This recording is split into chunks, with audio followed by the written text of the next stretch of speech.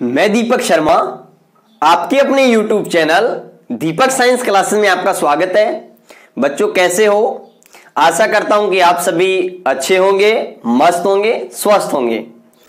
बच्चों आज हम इस क्लास के अंदर शुरुआत करेंगे अपने 12th क्लास की फिजिक्स। जो हमारी फिजिक्स का नया सिलेबस है, जो हमारी फिजिक्स की नई बुक है, वो है एनसीईआरटी की।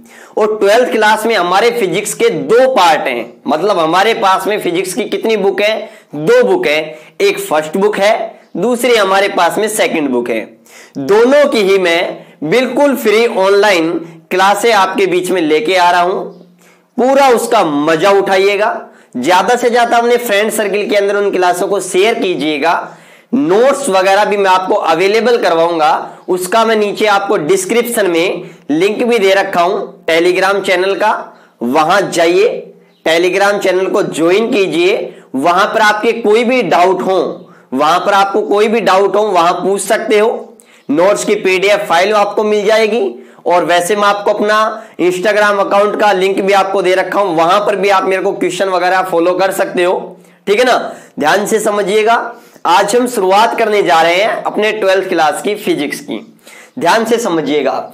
यहां पर क्या होता है, हमने 11th क्लास में कितना पढ़ा है या नहीं पढ़ा है, क्या पढ़ा है, अब उस सब बातों को आप भूल जाइए। बस मस्त होकर के घर पर रह करके और 12th क्लास की तैयारी के अंदर अच्छे से जुड़ जाइए। ठीक है ना? लगातार मेहनत कीजिए अच्छे से मेरे साथ में। ठीक है? जितनी मेहनत मैं आपको करा रहा हूं उतनी मेहनत आप मेरे साथ करिए, बड़ा मजा आएगा। ठीक है ना? मैं आपका एक एक चीज आपको अच्छे से कवर करवाऊंगा। मैं नोट्स यहां बोर्ड पर भी अवेलेबल करवाऊंगा और आपको टेलीग्राम चैनल पर भी अवेलेबल करवाऊंगा। टेलीग्राम चैनल पर जो भी नोट्स मिलेंगे वो आपके बोर्ड के सिलेबस के अकॉर्डिंग आपको अच्छे से मिलेंगे। ठीक है ना? कि आपको कितना एग्जाम में कितना लिखना है, ठीक है ना, वो अपने बिल्कुल सिलेबस के अकॉर्डिंग होंगे। ठीक है ना? अच्छे से समझिएगा। अब देखो 12th क्लास के अंदर हमारे एग्जाम का जो फिजिक्स की अगर मैं बात करूं तो कितने अंक का पेपर आएगा, ये सब बातें हमें पता होनी चाहिए। अगर मैं बात करूं बच्चों 12th क्लास की जो फिजिक्स का जो पेपर होगा, ध्यान से समझिएगा। हमारे पास में जो प्रैक्टिकल मार्क्स, पहले तो मैं थ्योरी की बात करूं या मैं कहूं जिसको सैद्धांतिक या मैं कहूं थ्योरी का जो हमारे पास में पेपर होगा वो कितने अंक का होगा? 56 अंक का होगा। ठीक है ना? और जो हमारी प्रायोगिक परीक्षा होगी, जो हमारी क्या होगी, प्रायोगिक परीक्षा होगी, उस प्रायोगिक परीक्षा क्या जो अंक होगा, अंक भार होगा, वो कितना होगा? 30 अंक का होगा। ठीक है? और हमारे पास में जो सत्रांक जाते हैं, स्कूल से हमारे सर भेजते हैं, वो सत्रांक जाते हैं 14 अंक के। तो इस प्रकार हमारे पास में 56 + 30 + 14 हमारे पास में टोटल कितने अंक हो जाते हैं? 100 अंक। अब देखो आपको क्या करना है, आपको इनकी भी कोई टेंशन नहीं लेनी है। आप बस यहां अच्छे से मेहनत कीजिए। अगर यहां पर अच्छे से मेहनत करोगे तो यहां पर भी अच्छे अंक मिलेंगे आपको। समझ रहे हो ना मेरी बात? तो ध्यान से समझिएगा। ये जो 14 अंक है सत्रांक के, ये इन 56 अंक पर ही डिपेंड करेंगे। अब आप कहोगे सर ये 56 अंक तो ये भेजने के बाद में मिलेंगे। अरे इसका मतलब ये, इससे पहले हमारे हाफ ईयरली एग्जाम होते हैं, टेस्ट वगैरह होते हैं। आप उनमें अच्छे से तैयारी कीजिए, अच्छे अंक लेके आइए। ठीक है? स्कूल के अंदर डिसिप्लिन के अंदर रहिए। स्कूल के जो नियम वगैरह, रूल वगैरह, उनको अच्छे से फॉलो कीजिए। ठीक है ना? अपने टीचर का अच्छे से रेस्पेक्ट कीजिए। वो सब चीजें डिपेंड करती हैं यहाँ, और उसका बहुत ज्यादा फायदा आपको यहाँ पर भी मिलेगा। ठीक है ना? चाहे और वैसे देखो प्रायोगिक परीक्षा है, यहां पर जो अंक दिए जाते हैं वो मोस्ट ऑफली आपकी वाइवा के बेस पे दिए जाते हैं। तो जैसे अगर आपकी थ्योरी अच्छी होगी तो यहां पर अंक भी अच्छे मिलेंगे। बाकी आप फिलहाल इन दोनों के बारे में मत सोचो। फिलहाल आप इन 56 नंबर पर अच्छे से पकड़ बनाओ अपनी। ठीक है ना? अपने काम के सबसे ज्यादा ये 56 अंक है। बाकी ये तो ये मान के चलो, अगर आपकी स्कूल अगर प्राइवेट स्कूल है तो 30 + 14 कितने हो गए? 44। 44 में से आप मान लेना 42 या 42 एंड 43 हर एक बच्चों के पास में मिनिमम 40+ तो ये मान के चलो सब जरूर मिलेंगे। समझ गए ना। तो आपको फोकस करना है इन 56 अंक पर। तो ये मैंने आपको क्लियर किया है कि हमारा जो बोर्ड का जो पेपर होगा वो 56 अंक का होगा, न कि 100 अंक का। अब इन 56 अंक के अंदर हमारे फिजिक्स के अंदर कितने चैप्टर हैं? हमारी फिजिक्स के अंदर चैप्टर है 15 चैप्टर। कितने चैप्टर हैं? 15 चैप्टर हैं। इनको अच्छे से पढ़ना है, इनको अच्छे से तैयार करना है। और आज मैं पहले आपको अच्छे से एक एक बात बताऊंगा कि हमारे पास में कौन कौन सी यूनिट है, कौन कौन से क्या पढ़ना है हमें 12th क्लास के अंदर और किस टाइप से पढ़ना है। ठीक है ना, ये देखिएगा अच्छी तरीके से एक एक बात को। अब देखिएगा जो 12th क्लास की हमारे पास में जो बुक है वो हमारे पास में 2 बुक है बच्चों। एक हमारे पास में फर्स्ट बुक है, दूसरी यहां पर हमारे पास में कौन सी बुक आएगी? सेकंड बुक आएगी। तो कितनी बुक है हमारे पास में? 2 बुक है।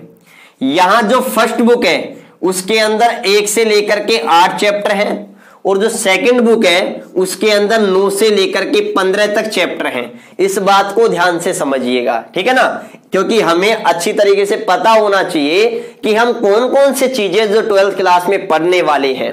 अब ध्यान से समझिएगा, यहां हमारे पास में फर्स्ट बुक के अंदर 4 यूनिट है। कितनी यूनिट है? 4 यूनिट है। ध्यान से समझिएगा, 4 यूनिट में पहली यूनिट है स्थिर वैद्युत की। कितनी यूनिट? कौन सी यूनिट है?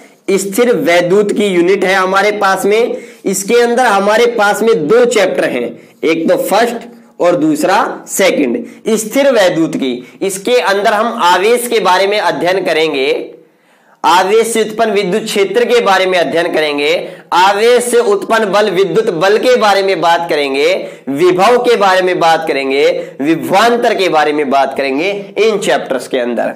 उसके बाद में हमारे पास में दूसरी यूनिट आती है जिसका नाम है बच्चों धारा विद्युत की या धारा वैद्युत की। इसके अंदर हम विद्युत धारा के बारे में बात करेंगे और इसमें भी कितने चैप्टर आते हैं? 2 चैप्टर आते हैं, चैप्टर नंबर 3 और चैप्टर नंबर 4, जिसमें एक के अंदर हम विद्युत धारा, ओम का नियम, प्रतिरोध, प्रतिरोधकता के बारे में बात करेंगे, जिसका बेसिक हमने 10th क्लास में पढ़ा था विद्युत धारा वाले चैप्टर में। उसके अलावा ओम का नियम का सदिश निरूपण हुआ, वेट स्टोन सेतु ब्रिज हुई, पोटेंशियोमीटर हुआ, किरचॉफ के नियम हुए, ये हम चैप्टर नंबर 4 में पढ़ेंगे, जो बड़ा इंपॉर्टेंट है। ठीक है ना, ध्यान से समझिएगा। उसके बाद में हमारे पास में यूनिट नंबर 3 आती है जिसका नाम क्या है? विद्युत धारा का चुंबकीय प्रभाव। विद्युत धारा का चुंबकीय प्रभाव समझिएगा, एवं चुंबकत्व। इसके अंदर 2 चैप्टर आते हैं, एक चैप्टर नंबर 5 और एक चैप्टर नंबर 6। इसमें हम विद्युत धारा का चुंबकीय प्रभाव, जिसका बेसिक हमने 10th क्लास में पढ़ा था, ओरस्टेड का प्रयोग, ओरस्टेड नहीं तो बताया था, विद्युत धारा का चुंबकीय प्रभाव, चुंबक के बारे में पढ़ेंगे डिटेल से, चुंबकीय क्षेत्र के बारे में पढ़ेंगे, चुंबकीय क्षेत्र के कारण किसी बिंदु पर विद्युत बल, चुंबकीय बल का मान, लोरेंज बल का मान, इन सभी के बारे में, साइक्लोट्रॉन वगैरह के बारे में यहां पढ़ेंगे हम, चुंबक के बारे में, चुंबक के गुणों के बारे में। ठीक है ना, तो यहां पर चुंबक से रिलेटेड पढ़ेंगे हम। उसके बाद में हमारे पास में यूनिट नंबर 4 आती है जिसका नाम है विद्युत चुंबकीय प्रेरण। इस विद्युत चुंबकीय प्रेरण के बारे में भी बच्चों आपने 10th क्लास में हल्का सा पढ़ा था, विद्युत चुंबकीय प्रेरण के नियम, फैराडे के नियम। और विद्युत मोटर पढ़ा होगा आपने, विद्युत जनरेटर पढ़ा होगा, वो विद्युत चुंबकीय प्रेरण के नियम के आधार पर ही तो कार्य करते थे, उसी के सिद्धांत पर कार्य करते थे। तो यहां हम पढ़ेंगे विद्युत चुंबकीय प्रेरण पढ़ेंगे, और हम क्या पढ़ने वाले हैं, और हम यहां पर पढ़ने वाले हैं प्रत्यावर्ती धारा, प्रत्यावर्ती धारा के बारे में हम यहां पर पढ़ने वाले हैं। इस बात को भी आप ध्यान से समझिएगा। यहां पर हम और क्या पढ़ने वाले हैं? प्रत्यावर्ती धारा के बारे में। धारा वैद्युत की में हमारे पास में एक ही चैप्टर, तीसरा, और यहां पर हमारे पास 2 चैप्टर है, 4th and 5। यहां पर भी हमारे पास में 2 चैप्टर हैं, एक चैप्टर नंबर 6 और एक चैप्टर नंबर क्या है हमारे पास में 7 है। इस बात को आप ध्यान से समझिएगा, यहां तक आपको कहीं कोई दिक्कत वाली बात नहीं होनी चाहिए। उसके बाद में हमारे पास में एक यूनिट और आती है, 5वीं यूनिट, जिसका नाम है विद्युत चुंबकीय तरंगे। यहां हम केवल और केवल विद्युत चुंबकीय तरंगों के बारे में पढ़ेंगे, जो हमारा कौन सा चैप्टर है, चैप्टर नंबर 8 है कि विद्युत चुंबकीय तरंगे क्या होती हैं, इलेक्ट्रोमैग्नेटिक वेव क्या होती हैं, ठीक है ना, उसके बारे में पढ़ेंगे। फिर ये हमारी कौन सी बुक फिनिश हो जाती है, फर्स्ट बुक खत्म हो जाती है। फिर हम आते हैं सेकंड बुक पर।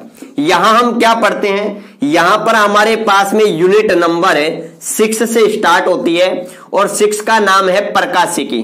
क्या है, प्रकाशिकी। इसमें हम प्रकाश के बारे में पढ़ते हैं बच्चों। किसके बारे में पढ़ते हैं, प्रकाश के बारे में, कि प्रकाश क्या है। और यहां पर इस प्रकाशिकी को हम 2 पार्ट में डिवाइडेड करते हैं, एक तो किरण प्रकाशिकी और एक तरंग प्रकाशिकी। एक किरण प्रकाशिकी और एक तरंग प्रकाशिकी। तो यहां हमारे पास में 2 चैप्टर आते हैं, चैप्टर नंबर 9 और चैप्टर नंबर 10। यहां हम किरण प्रकाशिकी के बारे में पढ़ेंगे। यहां जैसे परावर्तन की घटना हुई, अपवर्तन हुआ, पूर्ण आंतरिक परावर्तन हुआ, प्रकीर्णन वगैरह हुआ, प्रिज्म से प्रकाश का वर्ण विक्षेपण हुआ, खगोलीय दूरदर्शी, मानव नेत्र, उसके बारे में तो हम चैप्टर नंबर 9 में पढ़ेंगे, जो हमने 10th क्लास में भी पढ़ के आए हैं। तो वही प्रकाश वाला चैप्टर है, बस थोड़ा डिटेल से पढ़ेंगे।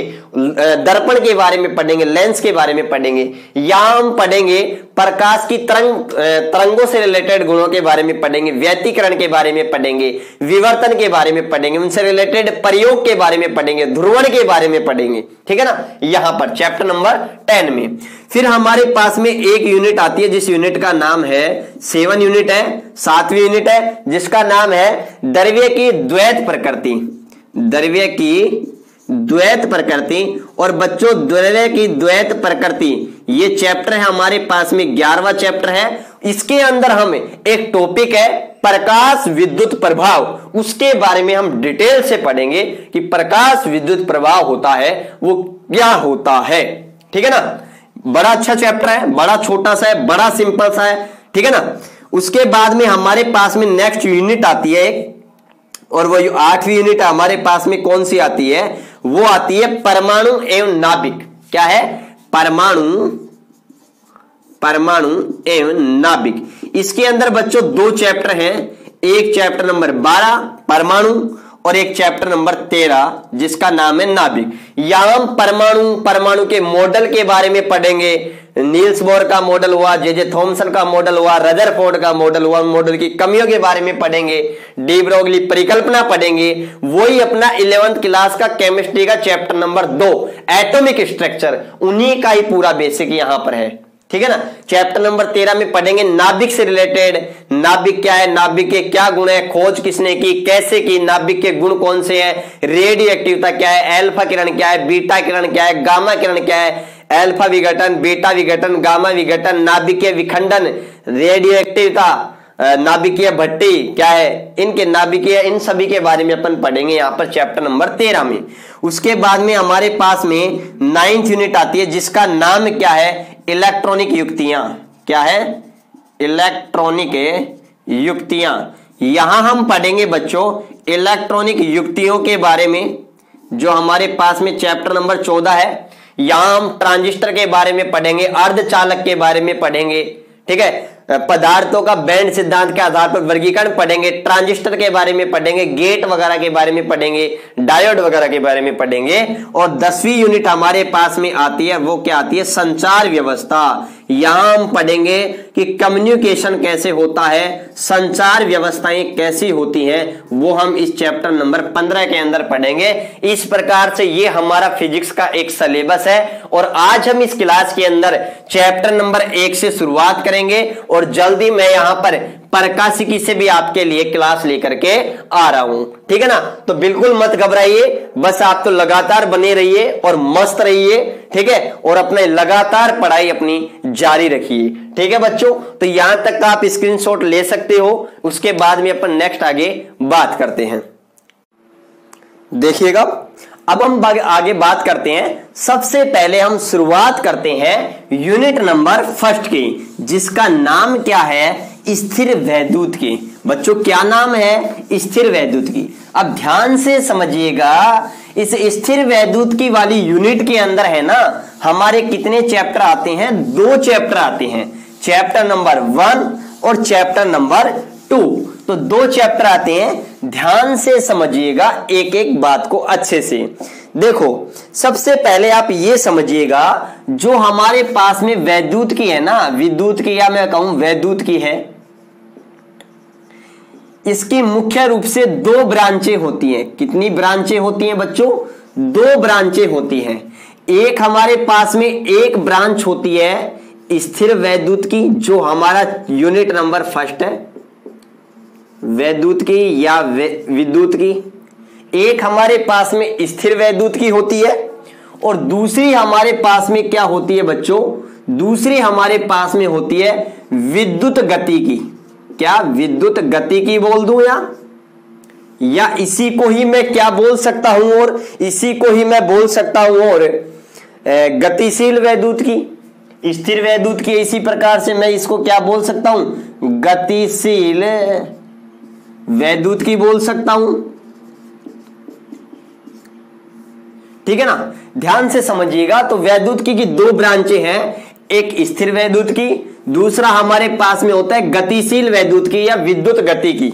ठीक है ना, इसे हम कहते हैं करंट इलेक्ट्रिसिटी, इसे हम कहते हैं इलेक्ट्रोस्टैटिक्स। अब ध्यान से समझिएगा, इनमें बेसिक अंतर क्या है, मुख्य रूप से अंतर क्या है, तो ध्यान से समझिएगा। इसके अंदर हमें उन वस्तुओं का, उन गुणों का, उन घटनाओं का, उन वस्तुओं का, उन गुणों का, उन घटनाओं का अध्ययन करते हैं जिनमें या जो स्थिर आवेश के कारण क्या होती हैं, उत्पन्न होती हैं। तो ध्यान से समझिएगा, यहां पर जो हमारे पास में स्थिर वैद्युत की है, तो याद रखिएगा स्थिर वैद्युत की के अंदर अपन आवेश को क्या माना जाता है? स्थिर माना जाता है, नियत माना जाता है, कांस्टेंट माना जाता है। ठीक है ना, तो यहां स्थिर वैद्युत की में हम स्थिर आवेश का अध्ययन करते हैं, स्थिर आवेश का अध्ययन करते हैं। अब स्थिर आवेश का अध्ययन करते हैं, उस स्थिर आवेश के कारण उत्पन्न होने वाले किसी क्षेत्र का अध्ययन करते हैं, उस स्थिर आवेश के कारण उत्पन्न होने वाले किसी बल का अध्ययन करते हैं, या उससे रिलेटेड जो भी घटनाएं होती है फिजिक्स की, उनकी हम स्टडी फिजिक्स की किस ब्रांच में करते हैं, उनकी स्टडी हमें स्थिर वैद्युत की में करते हैं। इस बात को ध्यान से समझिएगा। ठीक है ना, तो याद रखिएगा। और जो हमारे पास में गतिशील आवेश होता है, उस गतिशील आवेश की स्टडी हमें फिजिक्स की कौन सी ब्रांच में करते हैं बच्चों? उसका अध्ययन हम करते हैं विद्युत गतिकी में करते हैं, या गतिशील वैद्युत की में करते हैं, या मैं इसी को ये कह सकता हूं विद्युत धारा। क्या कह सकता हूं? विद्युत धारा। क्योंकि विद्युत धारा क्या है बच्चों? विद्युत धारा एक गतिशील आवेश ही तो है।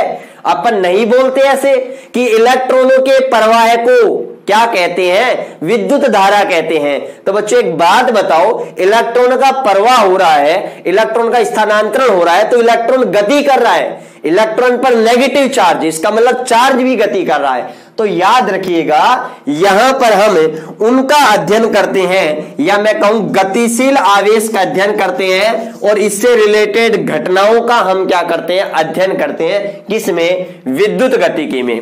ये हमारी फर्स्ट यूनिट है और ये हमारे सेकंड यूनिट है। अब यहां पर हमारे पास में 2 चैप्टर आते हैं, ध्यान से समझिएगा। आपको पता है स्थिर आवेश के कारण कौन सा क्षेत्र उत्पन्न होता है बच्चों? स्थिर आवेश के कारण विद्युत क्षेत्र क्या होता है? उत्पन्न होता है। क्या होता है? विद्युत क्षेत्र उत्पन्न होता है। और याद रखिएगा, अगर कोई आवेश स्थिर है, जैसे ये आवेश स्थिर है, आवेश को हम स्मॉल क्यू से या हम कैपिटल क्यू से क्या करते हैं? प्रदर्शित करते हैं इस चैप्टर में, याद रखिएगा। ठीक है ना, तो यहां पर ये हमारे पास में कोई आवेश है, तो इस आवेश के चारों तरफ है, इस आवेश के चारों तरफ एक क्षेत्र उत्पन्न हो जाता है। उस क्षेत्र को हम क्या कहते हैं? विद्युत क्षेत्र कहते हैं। और अगर इस विद्युत क्षेत्र में किसी अन्य आवेश को लेकर के जाते हो, जिसको मैं बोल रहा हूं टेस्ट चार्ज, या मैं कहूं कोई भी परीक्षण चार्ज, जिस पर हमें कुछ स्टडी करनी है, ठीक है ना, तो किसी दूसरे आवेश को लेके जाते हैं, तो वो जो आवेश है ना, वो आवेश एक बल का अनुभव करता है। किसका अनुभव करता है? बल का अनुभव करता है। और उस बल को अपन क्या कहते हैं? विद्युत बल कहते हैं। क्या कहते हैं? विद्युत बल कहते हैं। तो मैं ये कह सकता हूं कि यहां पर हम किसका अध्ययन करते हैं? स्थिर आवेश का। स्थिर वैद्युतिकी में हम स्थिर आवेश का अध्ययन करते हैं, या मैं कहूं यह स्थिर वैद्युतिकी क्या है?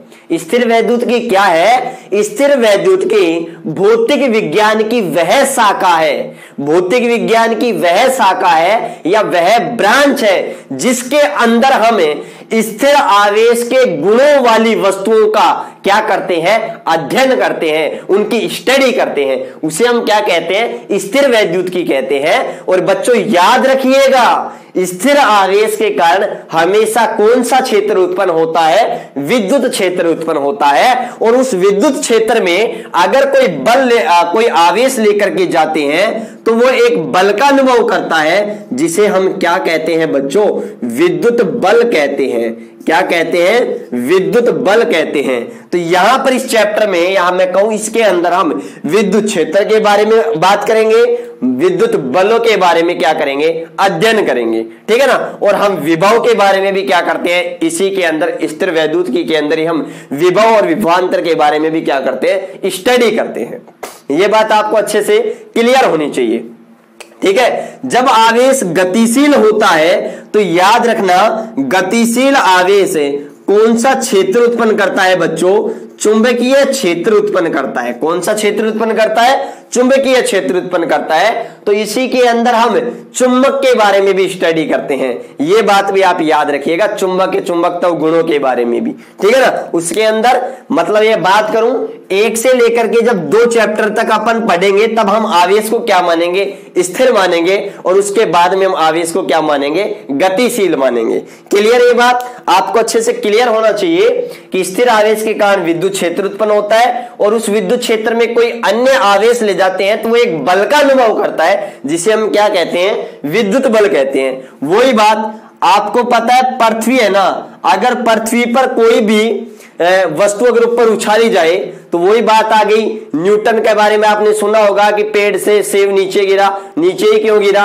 क्योंकि पृथ्वी का क्या लग रहा था? गुरुत्वाकर्षण बल। आप कहोगे वो गुरुत्वाकर्षण बल क्यों लग रहा था? अरे भाई, वो गुरुत्वाकर्षण बल पृथ्वी के द्रव्यमान के कारण लग रहा था। तो पृथ्वी के इस द्रव्यमान के कारण क्या उत्पन्न हो गया? गुरुत्वाकर्षण।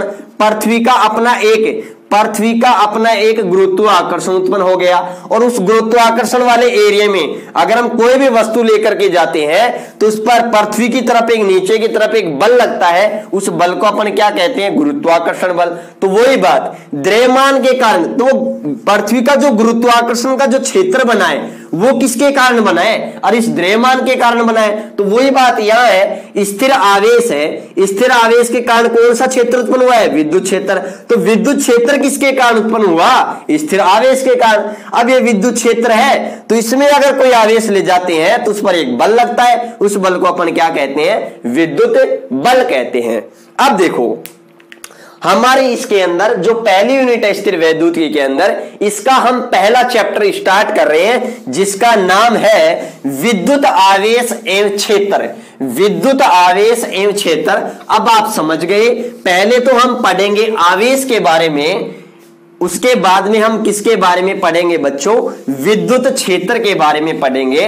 तो ध्यान से समझिएगा, क्योंकि आवेश के कारण यहां हम स्थिर आवेश की स्टडी कर रहे हैं। तो स्थिर आवेश के कारण कौन सा क्षेत्र उत्पन्न होता है? विद्युत क्षेत्र उत्पन्न होता है। तो पहला चैप्टर है वो हमारा आवेश से रिलेटेड है और विद्युत क्षेत्र से रिलेटेड है। पूरे चैप्टर में हमारे पास में ये 2 मेजर टॉपिक होंगे मुख्य रूप से। अब ध्यान से समझिएगा, हम शुरुआत करते हैं, यहां तक आपको कोई प्रॉब्लम नहीं होनी चाहिए। क्लियर? अब देखिएगा, अपन बात करते हैं सबसे पहले चैप्टर नंबर 1 के बारे में, जिसका नाम क्या है? जिसका नाम है विद्युत आवेश तथा क्षेत्र। तो आज हम सबसे पहले शुरुआत करते हैं चैप्टर नंबर 1 की, जिसका नाम है विद्युत आवेश तथा क्षेत्र। और क्षेत्र कौन सा? विद्युत क्षेत्र। बच्चों ध्यान से समझिएगा, सबसे पहले हम टॉपिक लेते हैं इसके अंदर विद्युत आवेश, कि विद्युत आवेश क्या है। विद्युत आवेश क्या है, इसका हिस्टोरिकल बैकग्राउंड क्या है, ठीक है ना। विद्युत आवेश के बारे में सबसे पहले किसने बताया, उसके बारे में बात करेंगे। फिर हम बात करेंगे कि विद्युत आवेश किसे कहते हैं, कौन कौन से सिद्धांत आए, कितने प्रकार के होते हैं, कौन कौन से आवेश के अंदर गुणधर्म होते हैं, इसके एसआई मात्रक वगैरह क्या होते हैं, इन सभी के बारे में बात करेंगे। और आवेश के कारण कुछ इंपॉर्टेंट पॉइंटों के बारे में भी बात करेंगे। तो सबसे पहले अगर मैं बात करूं तो स्थिर वैद्युतिकी किसे कहते हैं, भौतिक विज्ञान की वह शाखा जिसके अंदर हम स्थिर आवेश के गुणों वाली वस्तुओं का क्या करते हैं, अध्ययन करते हैं, उसे हम क्या कहते हैं, स्थिर वैद्युतिकी कहते हैं। अब बात करते हैं विद्युत आवेश के बारे में। तो ध्यान से समझिएगा, सबसे पहले मैं इसका हिस्टोरिकल बैकग्राउंड बताता हूं, उसके बाद में बात करेंगे कि आवेश किसे कहते हैं, आवेश की क्या परिभाषा है। आवेश की बहुत सारी परिभाषाएं हैं, जैसे एक दो परिभाषा आपको मैं बताऊंगा, अपनी बुक के भी बताऊंगा और क्या क्या बता सकते हैं, ठीक है। तो सबसे पहले आवेश के बारे में समझते हैं। देखो जो विद्युत आवेश है ना, आवेश के बारे में सबसे पहले लगभग 600 ईसा पूर्व एक यूनानी वैज्ञानिक हुए थे, या मैं कहूं यूनानी दार्शनिक थे। ये दार्शनिक थे, यूनानी दार्शनिक जिनका नाम था थेल्स। और इन थेल्स नामक यूनानी दार्शनिक ने सबसे पहले सर्वप्रथम आवेश के बारे में 600 ईसा पूर्व एक यूनानी दार्शनिक जिसका नाम था थेल्स, उसने आवेश के बारे में सबसे पहले बताया था। और सबसे पहले क्या बताया था, उन्होंने बताया कि यदि एम्बर नामक पदार्थ को, किसको भैया, एम्बर नामक पदार्थ को किसी ऊनी कपड़े से या किसी रेशम के कपड़े से रगड़ा जाता है तो उसमें अपने से हल्की वस्तुओं को आकर्षित करने का गुण आ जाता है। क्या बताया, ध्यान से समझिएगा दोबारा से। सबसे पहले आवेश के बारे में लगभग 600 ईसा पूर्व एक यूनानी दार्शनिक थेल्स ने क्या बताया कि यदि एम्बर नामक पदार्थ को किसी ऊन या रेशम कपड़े से रगड़ा जाता है, घर्षण कराया जाता है, तो उस एम्बर में अपने से हल्की वस्तुओं को आकर्षित करने का गुण आ जाता है। ये बात किसने बताई, वैज्ञानिक थेल्स ने, यूनानी दार्शनिक थेल्स ने। अब ध्यान से समझिएगा, आप कहोगे कि सर ये एम्बर क्या है, तो बच्चों ध्यान से समझिएगा, एम्बर एक रेजिनी पदार्थ है। क्या है, रेजिनी पदार्थ है, या मैं कहूं कैसा है, गोंद जैसा रेजिनी पदार्थ है, जो कहां मिलता है बच्चों, ये बाल्टिक सागर के किनारे मिलता है। किसके सागर के किनारे मिला था, बाल्टिक सागर के किनारे। तो एम्बर क्या है, एम्बर एक पीले रंग का क्या है, रेजिनी पदार्थ है, गोंद जैसा है, जो बाल्टिक सागर के किनारे मिला था। और याद रखिएगा इस एम्बर का जो ग्रीक भाषा, एम्बर तो एक ग्रीक शब्द था, ठीक है ना। एम्बर का अगर मैं इंग्लिश है, देखो ध्यान से समझिएगा, पहले हमारे पास में लैटिन भाषाएं चलती थी, ग्रीक भाषाएं चलती थी।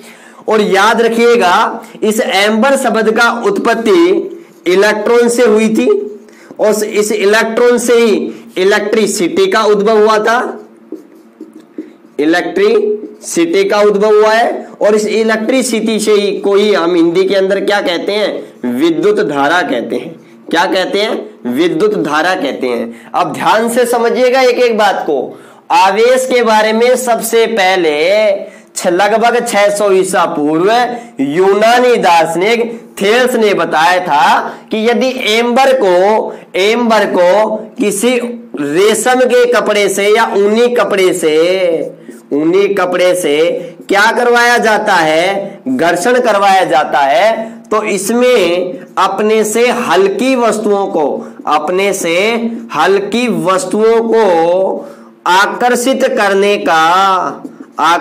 करने का क्या आ जाता है, गुण आ जाता है। क्या आ जाता है, गुण आ जाता है, ठीक है ना। ये बात किसने बताई, वैज्ञानिक यूनानी दार्शनिक थेल्स ने बताई। अब एम्बर क्या है मैंने बता दिया। एम्बर एक पीले रंग का रेजिनी या गोंद जैसा पदार्थ है जो बाल्टिक सागर के किनारे हमको क्या होता है, प्राप्त होता है। इस बात को भी आप ध्यान से समझिएगा, बाल्टिक सागर के किनारे मिलता है। और एम्बर को ग्रीक भाषा में या ग्रीक शब्द में मैं बात करूं तो क्या कहते हैं, इलेक्ट्रॉन कहते हैं। इस इलेक्ट्रॉन से ही इलेक्ट्रिसिटी का उद्भव हुआ है और इलेक्ट्रिसिटी का जो हिंदी रूपांतरण शब्द है वो हमारे पास में क्या है, विद्युत धारा है। क्या है हमारे पास में, विद्युत धारा है। तो आप समझ रहे हो इस बात को अच्छे से कि आवेश के बारे में सबसे पहले किसने बताया, यूनानी दार्शनिक थेल्स ने बताया। और याद रखिएगा थेल्स एक दर्शन शास्त्र के जनक थे। कौन थे, दर्शन शास्त्र के जनक थे। बच्चों में एक एक चीज आपको बिल्कुल बारीकी से अच्छे से समझाते हुए आपको चलूंगा, ठीक है ना। आपको अच्छे से समझनी है एक एक बात को अच्छे से। और याद रखिएगा थेल्स वही वैज्ञानिक है जिन्होंने सूर्य ग्रहण की भी क्या की थी, भविष्यवाणी की थी। क्या की थी, भविष्यवाणी। याद रखिएगा बहुत बड़े एक दर्शन शास्त्र के थे, ठीक है ना। याद रखिए दर्शन शास्त्री थे जो इन्होंने ही आवेश के बारे में सबसे पहले बात बताई थी। क्या बताई थी, इस एम्बर का कॉन्सेप्ट दिया था जिसके बारे में मैंने आपको अच्छे से क्लियर किया है, ठीक है ना। याद रखिएगा। और इन्होंने एक बात और बताई थी कि कण कण के अंदर जो पृथ्वी होती है उसके कण कण के अंदर क्या होते हैं, देव विद्यमान होते हैं। ये बात भी, ये कॉन्सेप्ट भी किन्होंने दिया था, थेल्स ने दिया था। चलो अपन ज्यादा बात नहीं करेंगे, आप केवल इतनी बात याद रखना कि आवेश के बारे में सबसे पहले किसने बताया था, थेल्स ने, यूनानी दार्शनिक थेल्स ने लगभग 600 ईसा पूर्व। किसके बारे में कॉन्सेप्ट दिया था, एम्बर के बारे में, कि एम्बर को ऊन या रेशम के कपड़े से घर्षण कराया जाता है, रगड़न करवाई जाती है, तो उसमें अपने से हल्की वस्तुओं को आकर्षित करने का गुण आ जाता है, ठीक है। उसके बाद में एक साइंटिस्ट हुए इंग्लैंड के जिनका नाम था विलियम गिलबर्ट। ये वैज्ञानिक विलियम गिलबर्ट लगभग कब आए, ये आए सन 1600 के आसपास। और वैज्ञानिक विलियम गिलबर्ट ने क्या बताया कि ये जो अपने से हल्की वस्तुओं को आकर्षित करने का गुण है ना, ये केवल एम्बर में ही नहीं पाया जाता बल्कि और बहुत सारे पदार्थ होते हैं जिनके अंदर भी एक गुण पाया जाता है। और उन्होंने बताया कि जब एक कांच की छड़ को या रोड को किससे रगड़ा जाता है, रेशम के कपड़े से रगड़ा जाता है। किससे रगड़ा जाता है, रेशम के कपड़े से रगड़ा जाता है। रेशम के कपड़े से रगड़ा जाता है तो जो कांच की छड़ है वह कांच की छड़ अपने से हल्की वस्तुएं जैसे छोटे छोटे कागज के टुकड़े हुए, जैसे छोटे छोटे भूसे के दाने, एक छिलके हुए, ठीक है ना, तो उनको भी ये कांच की छड़ क्या कर लेती है, आकर्षित कर लेती है। तो वैज्ञानिक विलियम गिलबर्ट ने सन 1600 में क्या बात बताई कि भाई ये गुण केवल एम्बर में ही नहीं पाया जाता, ऐसा गुण बहुत सारे पदार्थों में पाया जाता है। जैसे अगर कांच की छड़ को हम रेशम के कपड़े से अगर घर्षण करवाएं तो कांच की छड़ भी अपने से हल्की वस्तुएं जैसे कागज के टुकड़े हुए, भूसे के छिलके हुए, उनको अपनी ओर आकर्षित कर देती है। इसी प्रकार से जो हमारे पास में एबोनाइट की छड़ होती है, एबोनाइट की जो छड़ होती है, अगर हम उसको बिल्ली की खाल से क्या कराएं बच्चों, रगड़न करवाएं या बिल्ली की खाल से घर्षण करवाएं, तो इस एबोनाइट की छड़ में भी अपने से हल्की वस्तुओं को आकर्षित करने का गुण आ जाता है। और बच्चों जब आप छोटे थे ना तब बहुत आपने भी एक्सपेरिमेंट किए हैं। जैसे आपके पास घर के अंदर कंगा होगा, उस कंगों को या आपने स्कूल के अंदर पेन या पेंसिल को लेकर के ऐसे घर्षण करवा करके अपनी से हल्की वस्तुओं को क्या किया होगा, आकर्षित किया होगा, ठीक है ना। ऐसे प्रयोग आपने किए होंगे। क्लियर ये बात यहां तक। अब देखिएगा, अब चिन्ह परिपाटी के अनुसार, मतलब परिपाटी के अनुसार ही क्या मान लिया गया था कि कांच की छड़ है ना, कांच की छड़, उस पर कैसा आवेश आ जाता है? पॉजिटिव आवेश। और रेशम की जो कपड़ा है उस पर कैसा चार्ज आ जाता है? Negative charge. जबकि एबोनाइट हो या फिर मैं कहूं प्लास्टिक की छड़ हो, एबोनाइट हो या प्लास्टिक की छड़ हो, उस पर आ जाता है नेगेटिव चार्ज, उस पर आ जाता है नेगेटिव चार्ज। और जबकि जो बिल्ली की खाल है उस पर क्या आ जाता है? Positive charge. मतलब मेरे कहने का मतलब यह है, जब दो किन्हीं विशिष्ट पदार्थों को आपस में क्या करवाया जाता है? घर्षण करवाया जाता है। क्या करवाया जाता है? घर्षण करवाया जाता है। तो उस घर्षण के कारण विद्युत उत्पन्न होती है। क्या उत्पन्न होती है? विद्युत उत्पन्न होती है। और उस विद्युत को अपन क्या कहते हैं? घर्षण विद्युत। क्या कहते हैं? घर्षण विद्युत। यह बात भी याद रखना, जब दो विशिष्ट पदार्थों को आपस में घर्षण करवाया जाता है तो घर्षण के कारण जो विद्युत उत्पन्न होती है उसे घर्षण विद्युत कहते हैं। यह बात क्लियर होनी चाहिए। और याद रखना, अब आप कहोगे कि सर जब कांच की छड़ है ना और रेशम का कपड़ा है, जब इन दोनों को आपस में घर्षण करवाया जाता है तो कांच की छड़ पर पॉजिटिव आवेश क्यों आया और रेशम के कपड़े पर नेगेटिव चार्ज क्यों आया? एबोनाइट या प्लास्टिक की छड़ को बिल्ली की खाल या समूर से क्या कराते हैं? घर्षण करवाते हैं, रगड़वाते हैं, रगड़न करवाते हैं। तो एबोनाइट या प्लास्टिक की छड़ पर नेगेटिव चार्ज आ जाता है, जबकि बिल्ली की खाल या समूर पर पॉजिटिव चार्ज आ जाता है। ऐसा क्यों? ऐसा क्यों हुआ है? तो यह बात भी हम जानेंगे कि आवेश जो उत्पन्न होता है वो कैसे उत्पन्न होता है, आवेश उत्पन्न होने का सिद्धांत कौन सा है, उसकी मैं एक्सप्लेनेशन करूंगा। और एक बात आप यहां से अच्छे से समझ रहे हो कि कांच की छड़ पर पॉजिटिव चार्ज है और रेशम के कपड़े पर नेगेटिव चार्ज है। इसका मतलब आवेश दो प्रकार का होता है, एक धनात्मक आवेश और एक ऋणात्मक आवेश। क्लियर है ये बात? तो आवेश दो प्रकार का होता है, एक धनात्मक आवेश, एक ऋणात्मक आवेश। और आवेश का यह नामकरण किया था वो एक अमेरिकी साइंटिस्ट थे जिनका नाम था बेंजामिन फ्रैंकलिन। और बेंजामिन फ्रैंकलिन ने सबसे पहले बताया था कि आवेश दो प्रकार के होते हैं, एक धनावेश, दूसरा ऋणावेश। अब वो कैसे बताया था, उसके लिए उन्होंने एक एक्सपेरिमेंट किया था जिसके बारे में हम इससे अगली क्लास में अच्छे से चर्चा करेंगे। एक एक टॉपिक को बिल्कुल आराम से, अच्छे से, बिल्कुल मस्त तरीके से समझते हुए आगे बढ़ेंगे। कहीं कोई प्रॉब्लम वाली बात नहीं होनी चाहिए। तो आज की क्लास में हमने केवल आवेश का मैं कहूं एक ऐतिहासिक जो इतिहास है, हिस्टोरिकल जो बैकग्राउंड है, उसके बारे में हमने बात की है। किसने सबसे पहले बताया, क्या बताया। अब यहां पर आ गए, अगली क्लास में हम इससे आगे बढ़ाएंगे। देखो आवेश किसे कहते हैं, अभी तक अगर मैं बात करूं तो मैं ये कह सकता हूं कि आवेश क्या है। आवेश पदार्थ का एक मूलभूत गुण है। आवेश क्या है? आवेश पदार्थ का एक मूलभूत गुण है जो याद रखिएगा, जिसके कारण वह विद्युत एवं चुंबकीय क्षेत्र क्या करता है? उत्पन्न करता है। तो याद रखिएगा, जो आवेश है ना, आवेश पदार्थ का क्या है? पदार्थ का मूलभूत गुण है। मूलभूत गुण है मतलब उसमें विद्यमान होता ही होता है। इस पर हम क्वेश्चन मार्क नहीं लगा सकते। समझ रहे हो ना? जैसे कोई भी वस्तु है, जैसे कोई भी, या तो हमारे पास में कोई भी वस्तु है, तो हमें, आपको पता है कोई वस्तु है तो डेफिनेटली उसका द्रव्यमान तो होगा ही होगा। हम ये नहीं कह सकते कि उसका द्रव्यमान क्यों है। वो स्थान भी घेरण करेगी, मतलब आयतन भी घेरेगी। तो वही बात आ गई, आवेश क्या है? आवेश पदार्थ का एक मूलभूत गुण है जो होता ही होता है, उसमें उपस्थित होता है।